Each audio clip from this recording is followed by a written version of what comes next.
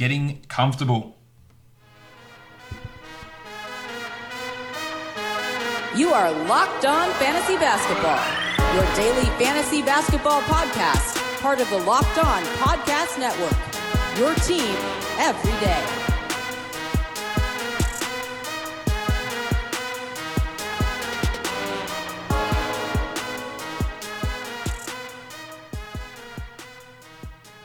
Hello and welcome to the Locked On Fantasy Basketball podcast brought to you by Basketball Monster. My name is Josh Lloyd and I am the lead fantasy basketball analyst at basketballmonster.com and at Yahoo Sports Australia. And you can find me on Twitter as always at redrock_Beeble and on Instagram at Locked On Fantasy Basketball. Today we are helping you get ready for your fantasy basketball drafts if they haven't occurred already. This sort of ties into the show I did on Monday talking about how to draft in snake drafts, and that's looking at the idea of statistical or categorical scarcity in your leagues, which is again applicable to head-to-head leagues and to roto leagues. Anything that applies to categories, this has no impact on points leagues, where again you're just looking for the guy who's going to project to score the most fantasy points per game. We're looking at categorical scarcity across the most common standard categories in head-to-head and roto leagues. Michael Bolton, let's get to it. To talk about the categorical scarcity and statistical scarcity across your general player pool for a standard draft, I am joined by Basketball Monster's own Matt Smith. Smitty. Matt, welcome back. Josh, thank you for having me on. And yeah, this is one of my favourite fantasy basketball topics. So yeah, hopefully this will be a really informative podcast, and we're diving deep into the strategy section of the Fantasy Basketball Handbook, so looking forward to it. Yeah, exactly. It is to do with strategy. Now, I bang on about it all the time. You talk about it as well, Matt, is if you're looking in a draft, if you've got a list of rankings in front of you, here's my top 200, and you go in and tick a guy off and just take the next one on that list, you're going to lose because there are things that influence that. Now, we can go out and project players, and we do. And we project all their statistical numbers, and they get their standard scores, and that gets averaged, and it gets put into a list because as humans, we're naturally attracted towards lists. But the value of one stat at a certain point of the draft might be different to the value of that stat at a different point in the draft. So reaching or grabbing a guy because that stat is starting to run off the board, and you would have heard me talk about this in nearly every mock draft that I did, is super important. So Matt, yeah, when we talk categorical scarcity, what are we really looking at here in terms of, did I cover everything there in terms of the concept of categorical scarcity? I think so. So those who listen to our positional tiers podcast, at that point we're looking at players of a similar overall value based on their positions and what positions you need to find at certain points in the draft and what's still available later on. This time we're looking at the stats or the categories. So what category do you need to find now and what is still available later on in the draft? So for me, I understand why you would target a pure three-point shooter early when we know that three-point category is the most readily available category either later in drafts or off the waiver wire. So we'll talk a little bit more about that and what's available. But yeah, it's all about, what category do I need to target now and what's going to be available later on in my draft.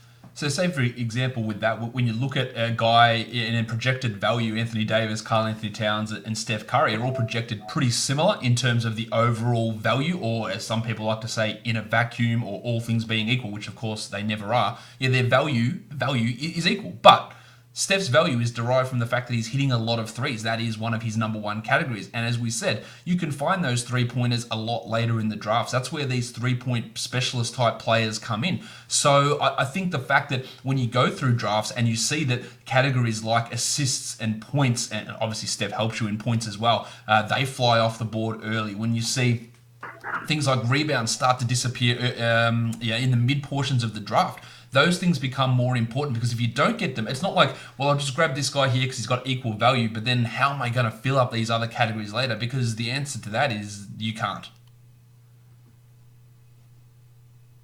Exactly, and I wrote an article about this for Basketball Monster, and all the members have been reading it and checking it out. And I guess what I looked at is, last season I broke it down into 25 players at a time. This time I wanted to narrow it down a little bit further. I looked at doing it in rounds of 12. But I guess at the end of the first round, we've got so many players who can go in that late first, early second round. So I did extend it to 15 players for each section and the top 60 overall. Now, the article itself is far from bulletproof.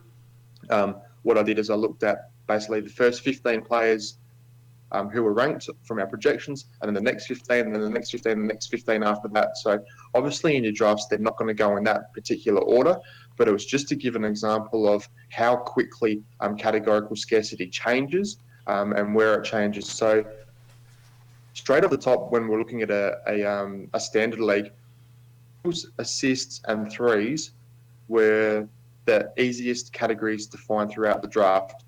Field goal percentage, blocks, and rebounds were the hardest, but that changes really, really quickly after the top 15 players have gone off the board.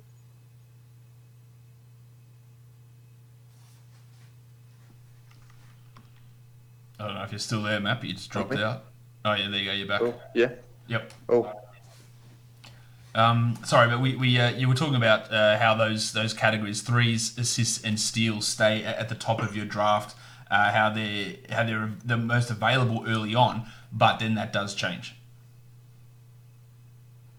That's right. And so, for instance, if we do look at after the top 15 players have gone off the board, points go from a category that can be found to the hardest category to find.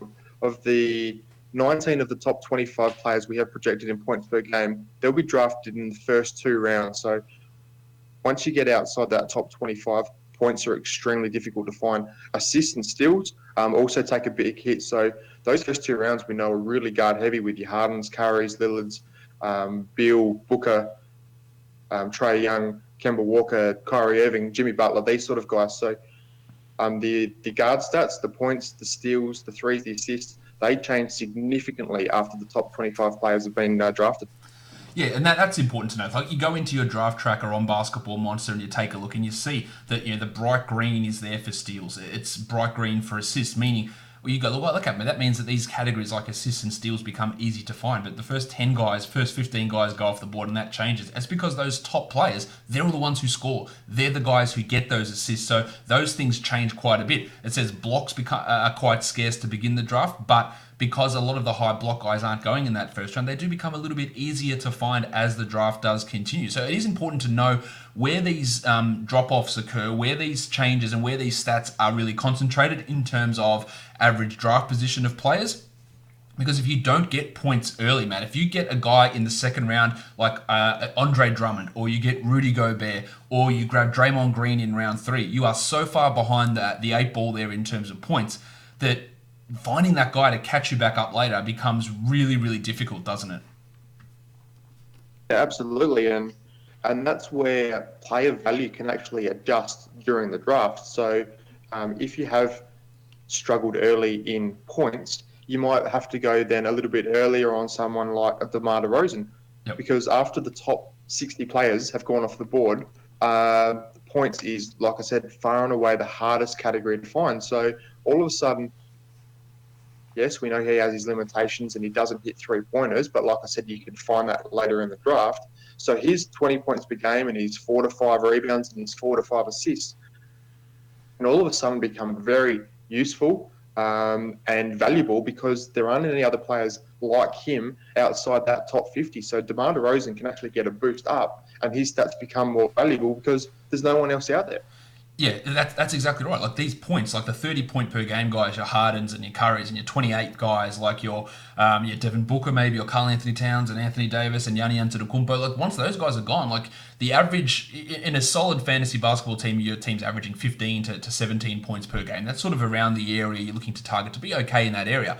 But those 27-point, 28-point per game guys, there's 5 of them, 8 of them maybe, and once they're gone, and they get distributed amongst 7 or 8 teams. If you can get 2 of those players, that is why Devin Booker's value is pushed up so high, because if you can pair him with another high-scoring guy, then your points are sitting at a very high level, and that enables you to be not only competitive, but dominant over other people, and then concentrate on those other areas later on. So we see points go off the board really early.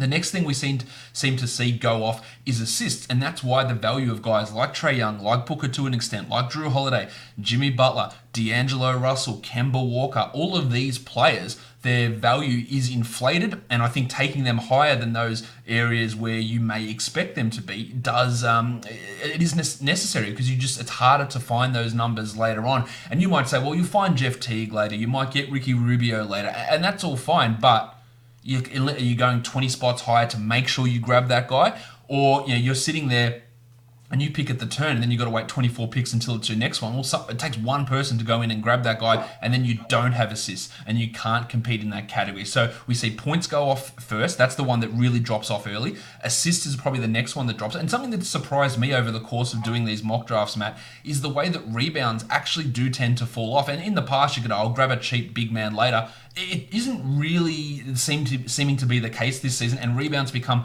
quite hard to recover from later in the draft.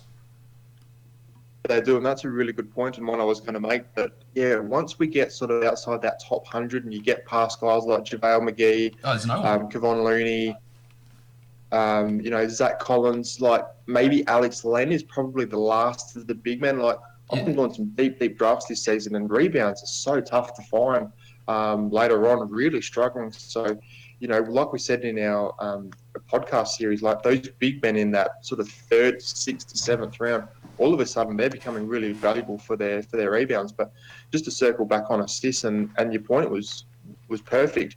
Assists are so difficult to find. We don't have Russell Westbrook, John Wall, James Harden, Chris Paul, who are going to average 10 plus assists this season. Trae Young, the main man for assists. We have him projected as leading the league in assists this season, and that's why I've been targeting him so heavily in that second round, because I want those elite assists. After that, we've got LeBron James, Russell Westbrook, Chris Paul, Ben Simmons.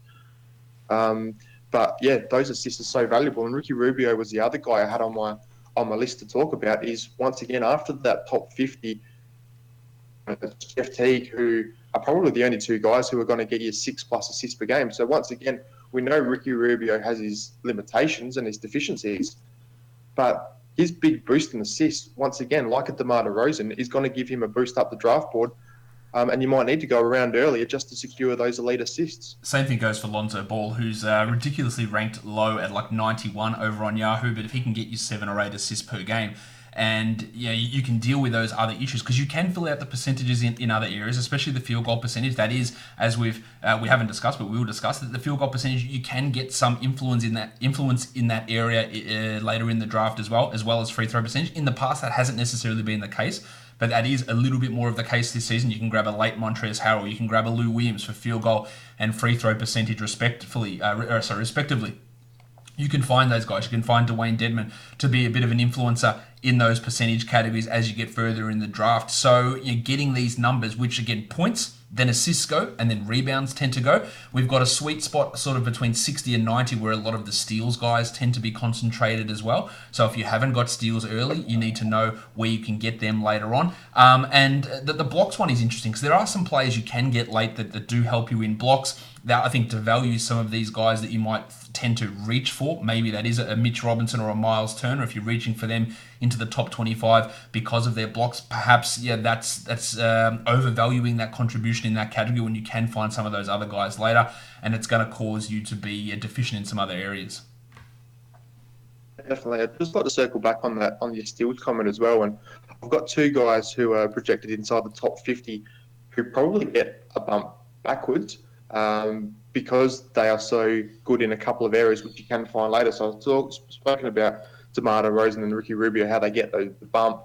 Otto Porter is one in particular who probably gets a little bit of a bump down. We spoke about him in our podcast here as well, because he doesn't do anything particularly well, doesn't give you a massive boost in one or two areas, so he's more suited to the rotisserie format. But his major advantage for one category is steals. And like you said, we can find some steals players sort of through those mid-rounds. So we've got De'Aaron Fox and Otto Porter overall value and projected in the same area.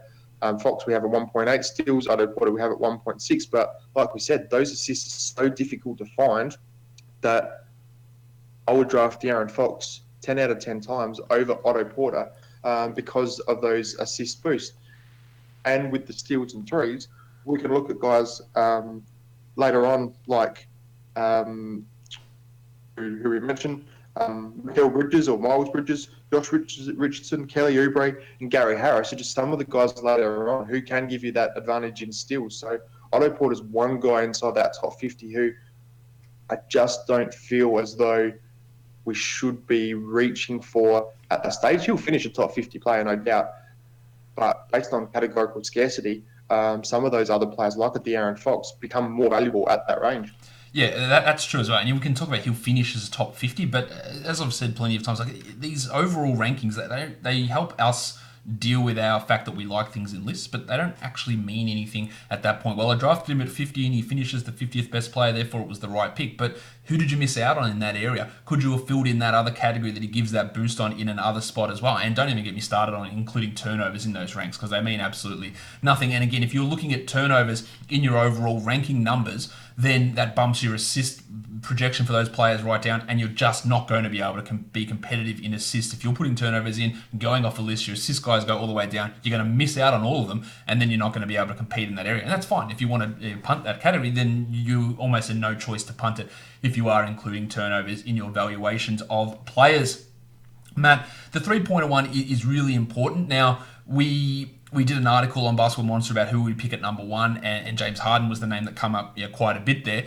He has been obviously putting up some big numbers in preseason. In limited minutes, it is preseason, but it's just carrying over what he did. But one of his strong categories is threes. So does that fact that you can get those threes later on, maybe make you want to go in a different direction there? Get a guy like Towns or who help you in those rebound numbers, or Davis who gets some blocks and rebounds there as well. Would that change that decision, or is Harden just that far ahead for you that you wouldn't make that decision?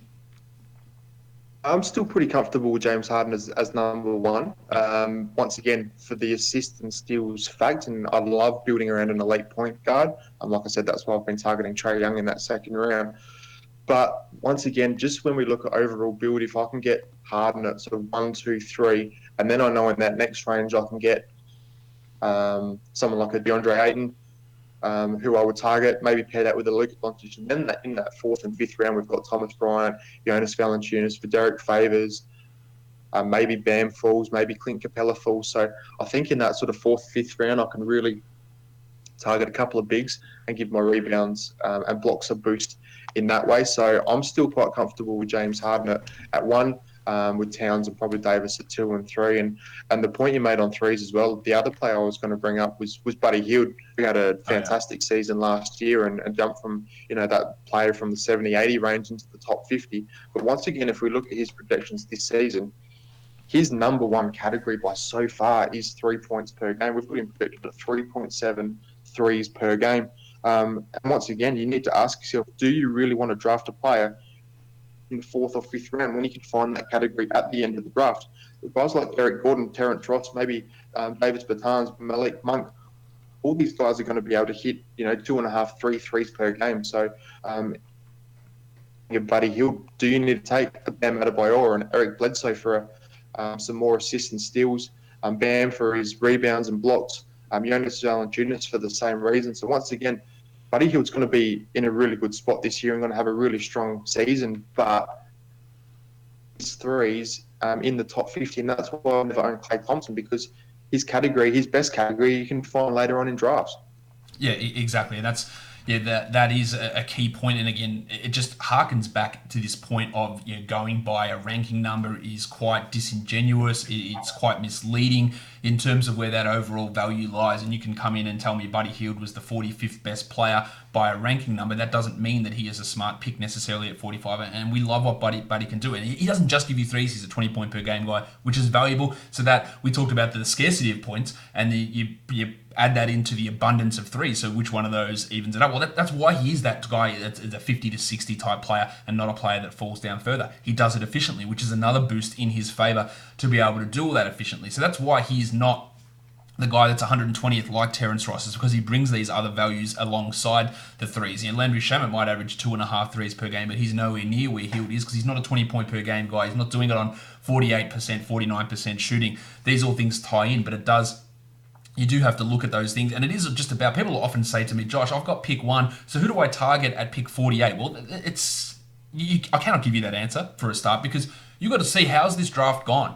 Which guys, has there been a run on point guards? Did you just see Conley, Levine, Fox, Mitchell, Simmons, Doncic, and Walker all go in a 10-spot run? And then you go, shit, what am I going to do? Or where am I going to get my point guards? Because if that happened, then you've got to make sure you've got to reach forward. Maybe you do have to even take a Ja Morant there, because hey, how the hell else are you going to get assists? Do you have to take Shea there? Do I have to take Rubio? Look, what do I have to do? So trying to plan out 5 spots in advance, or 5 picks in advance when the draft hasn't even started, is going to pigeonhole you into, these are my targets at this spot. You have to be flexible. You have to be able to see the way the draft is going, what categories are running off the board.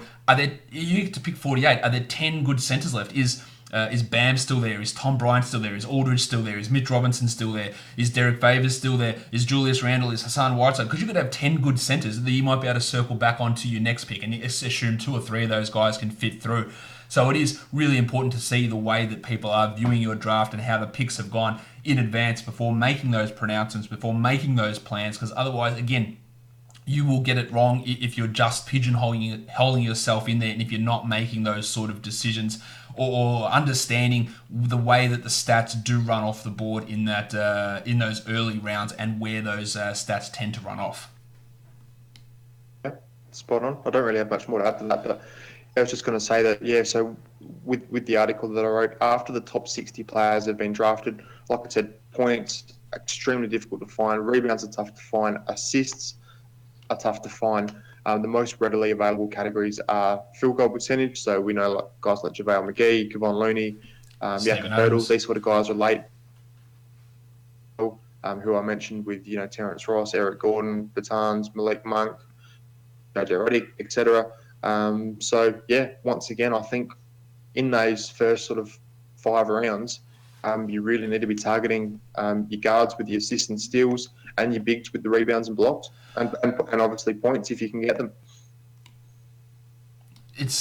Look, there are guys, and this has never been the case really in many years past, that you can find these big percentage influences late. Kevon Looney, a guy you mentioned, but even free throws. Jeremy Lamb, you can get in the 90s. TJ Warren's a good field goal percentage guy that can influence that category. Dario Saric is a free throw percentage influencer.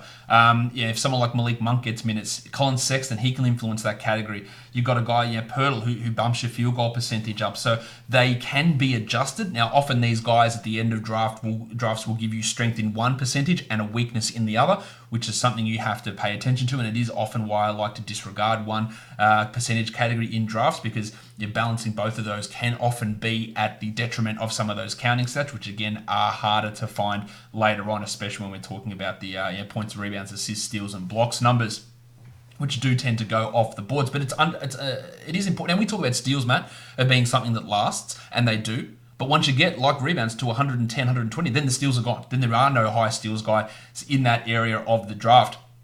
The steals seem to be concentrated in this 60 to 100 type range. Bridges and Oubre. Steven Adams is a high steals guy. Marcus Smart in that area. Delon Wright in that area. Maximum Derek White, another guy in that area. But they all come off the board. And then you're looking for a guy that gives you steals, and they just aren't many of them around. When we get later into the draft, Thad Young's value probably, or steal output probably drops this season. There just aren't that many guys there. So it is important to know the groupings. And if we were going to go through it, Matt, I'd say we get points early. Agreed? Agreed. You get assists next, is probably the next way you got to look at it. Then you go for say rebounds and blocks, and then steals. Yep. And all of these guys will influence percentage categories as we go, but that tends to be the way we look at it. Points, assists, rebounds, blocks, steals, and then threes later on. That tends to be the order that we should be attacking those things to try and have a successful draft. And you might be looking at draft tracking, look at my numbers here, they're really low here, but you have to have that understanding. Well, I can get my threes back up later. I can help my percentage later on. I can get my steals in round 7. I can start to influence those categories in different areas of the draft. Whereas you get to round 8 and you're picking at 100, you cannot get the assist. You just cannot recover unless you fully believe that Tyus Jones is going to play 30 minutes tonight. Actually, he's looked pretty good in the preseason, and I think he's going to play alongside Ja Morant quite a bit, because their shooting guard rotation in Memphis is, as they would say, Matt, not good. So I think we can see a little bit of Tyus Jones playing alongside Ja Morant. So I think that gives you a fairly decent overlook at categorical scarcity, how to implement it into your drafts, and understanding that you're going off a rankings list, which I cannot stress this enough. I've said it so many times, but I cannot say it enough times, that if you just go off that rankings list, you will end up losing. Is it, Matt, before we go, we've got a couple of minutes left here, anything of interest, of note that surprised you in pre-season? I did a bit of a wrap-up on pre-season yesterday. I'll talk about a couple of other things here, but anything that's really surprised you in the pre-season so far? Not surprised me as such. I think everyone's getting a little bit excited. Yes, it's great that basketball's back, but a lot of teams are still playing around with rotations. Like we saw Chris Dunn start at point guard for the Chicago Bulls the other game. Thomas Satoransky will start in game 2. So we just need to be a little bit careful around rotations and Derek White, I think, was the other one yesterday who came off the bench in San Antonio. I don't think we need to panic just yet. Obviously, Miles Bridges, I really liked what he's been able to do early for the Charlotte Hornets. PJ Washington as well. There's a chance later on in the season that he starts at centre over Cody Zeller. Yeah, look, we know that Zeller's going to miss time. I think that's a guarantee, pretty much. So I think he will get an opportunity. That's probably easier for him to play into a role at centre versus the role at power forward, where Marvin Williams and Miles Bridges are going to get the majority of the minutes. Over Billy Hernan-Gomez, over Bismack Biyombo, should be pretty easy for him to slide into that role there. And I can see him starting games this season at the centre position, even though he's only 6'8". You know, we've had some good signs so far from Thomas Bryant and Bam Adebayor as well. So that's all going to be a really nice. Tyler Hero in Miami, he looks like a really good late round flyer as well. Just on here, because a lot of people are asking me about it. Look, he went out and hit his first 6 shots yesterday, which is obviously not going to stick. He was a 54% shooter overall. He had 18 points in 24 minutes. It was on a 26% usage. So there are a couple of things there. He's not going to be a 54% shooter. We know that. He's not going to have a 26% usage, because if you believe he's going to have a 26% usage, then you also have to believe that Jimmy Butler's going to have a 17% usage and Goran Dragic is going to have a 14% usage, because that's how that game played out. So I don't think we should look at one game usage and go, well, he's going to get all these shots. That means we believe Chris Silver's going to have a 31% usage, because he actually went out and had 16 and 9 in just 14 minutes with 2 steals and 2 blocks. And while Hero was good, he hit a nice, sexy-looking step back. He played some extra minutes. I don't think he's going to be leading the team in field goal attempts, which he did in this game, and he's definitely not going to come out and hit his first 6 shots in a row. He is a great free throw shooter that hasn't yet translated into 3-point shooting numbers. It didn't in college. It didn't in summer league.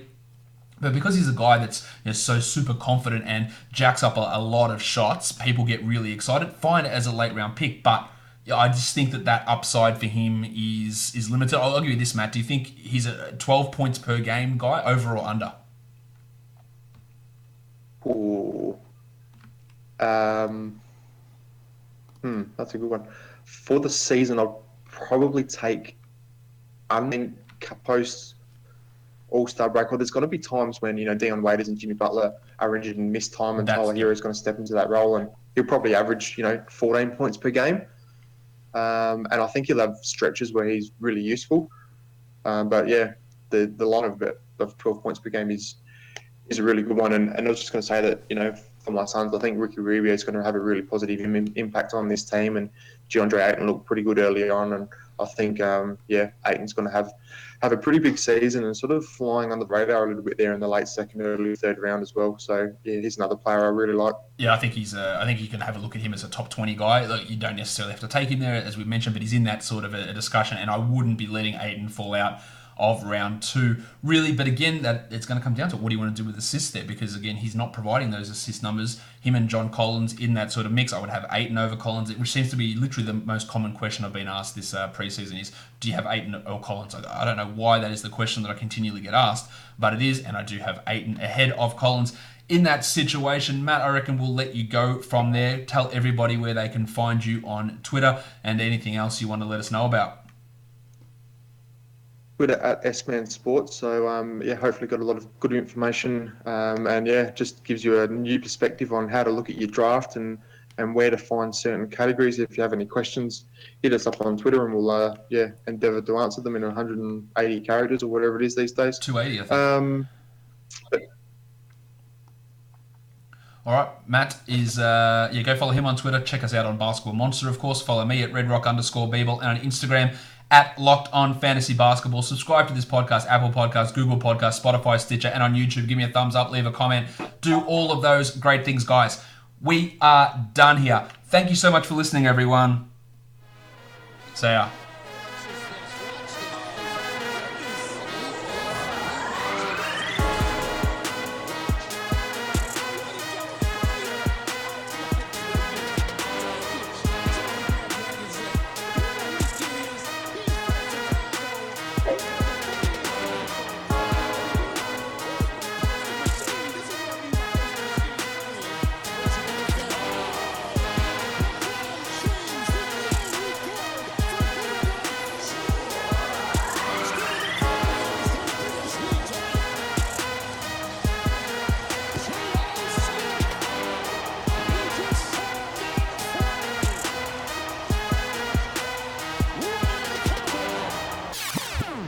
Ja Morant.